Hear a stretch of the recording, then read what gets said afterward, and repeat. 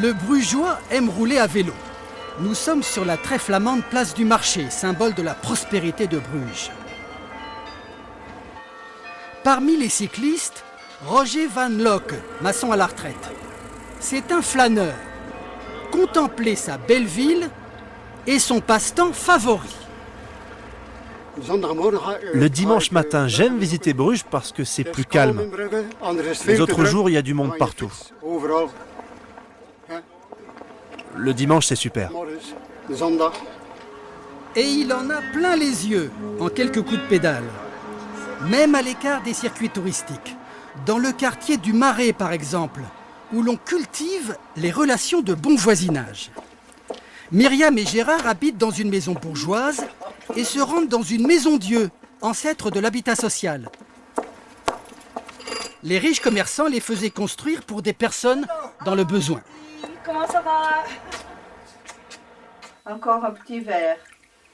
Et dans le week-end, alors, on boit un petit verre ensemble, une fois ici, dans cette maison de nos amis, une fois dans notre maison ici à côté. Derrière les épaisses murailles, d'autres Brugeois se livrent à des activités plus mystérieuses qui se perpétuent depuis le Moyen-Âge. Nous sommes à la guilde Saint-Georges des arbalétriers. Ils sont 62 qui se veulent les témoins du passé en continuant le tir à l'arbalète à travers les âges dans ce cercle fermé de la guilde. C'était vraiment agréable ici. C'est une espèce de confrérie, c'est ça qui vous plaît, tous Oui, ensemble? la confrérie, sont tous des hommes.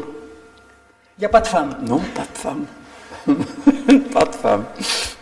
C'est donc entre hommes, derrière les murs de la guilde, qu'ils se laissent aller au péché mignon des Brugeois, la bière.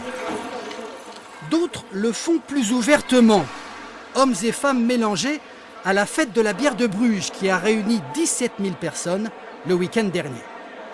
Ils affirment être là pour la dégustation plus que pour la beuverie. On entend chanter les anges. C'est surtout la bière fruitée comme nous on aime. Yeah, ça c'est de la framboise, j'ai déjà pris le mango, et ça c'est pour les femmes. Hein. Et c'est une bière belge qui vient d'être classée la meilleure du monde par les internautes.